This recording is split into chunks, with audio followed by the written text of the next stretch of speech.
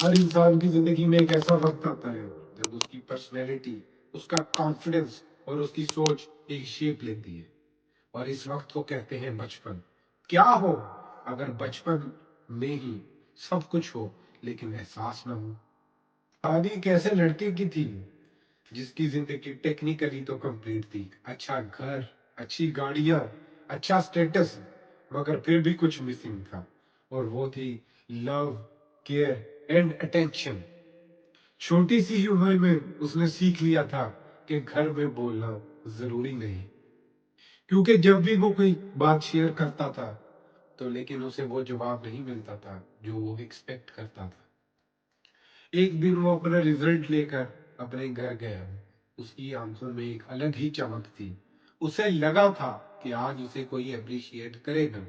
وہ اپنا رزلٹ لے کر اپنے باپ کے پاس گیا، لیکن اس کے باپ نے رزلٹ دیکھا اور کہا ٹھیک ہے، اسے مزید امپروو کرو۔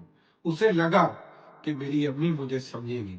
وہ اپنا رزلٹ دے کر اپنی امی کے پاس گیا، لیکن اس کی ماں کے چہرے پر ایک چھوٹی سی مسکراہٹ اور پھر وہی روٹین کے کام۔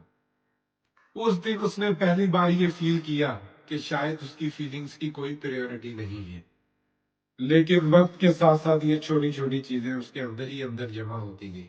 نہ اسے کوئی سننے والا، نہ اسے کوئی سمجھنے والا۔ اس کا برتھ ڈے بھی آتا تھا، کیکس بھی ہوتے تھے، گفٹس بھی ہوتے تھے، لیکن کچھ چیز مسنگ تھی۔ کیا آپ نے کبھی محسوس کیا ہے کہ سب کچھ ہونے کے باوجود بھی کسی نہ کسی چیز کی کمی محسوس ہوتی ہے؟ اس کے ساتھ بھی یہی ہو رہا تھا۔ لوگ اسے وش تو کرتے تھے لیکن اسے سمجھتا کوئی نہیں تھا۔ دھیرے دھیرے اس نے ایک ڈیسیجن لیا کہ وہ اپنی فیلنگز کو لوگوں کے ساتھ شیئر کرنا بند کر دے گا۔ ایک دن اس نے اپنی نوٹ بک میں ایک لائن لکھی کہ شاید میں کچھ زیادہ ایکسپیکٹ کر رہا ہوں، یا شاید مجھے خاموش رہنا چاہیے۔ یہ صرف ایک لائن نہیں تھی، یہ اس کے لیے ایک ٹرننگ پوائنٹ تھا۔ اس دن کے بعد وہ کم بولنے لگا، لوگوں سے کم ایکسپیکٹ کرنے لگا، کم ایکسپریس کرنے لگا۔ لوگوں کو لگا کہ وہ ایک کام اور ایک شریف بچہ ہے، لیکن در حقیقت وہ کام نہیں ہو رہا تھا، وہ اندر ہی اندر خاموش ہوتا جا رہا تھا۔ یہ وہ سٹیج ہوتی ہے جہاں ایک بچہ دھیرے دھیرے اپنے اندر کی فیلنگ سے ڈسکنیکٹ ہوتا جا رہا تھا۔ وہ سیکھ لیتا تھا کہ اس کی خوشی سے کسی کو کوئی سروکار نہیں، اسی کی خوشی پر کوئی خوش ہونے والا نہیں، اور اس کے دکھ پر کوئی غمگین ہونے والا نہیں۔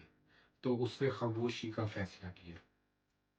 اور سب سے خطرناک بات تو یہ ہوتی ہے کہ لوگ اسے نوٹس ہی نہیں کرتے تھے، اور اس کو یہ بات کا پتہ نہیں تھا کہ اس کا بچپن کسی نے چھینا نہیں تھا، بلکہ اس کو وہ بچپن دیا ہی نہیں گیا تھا۔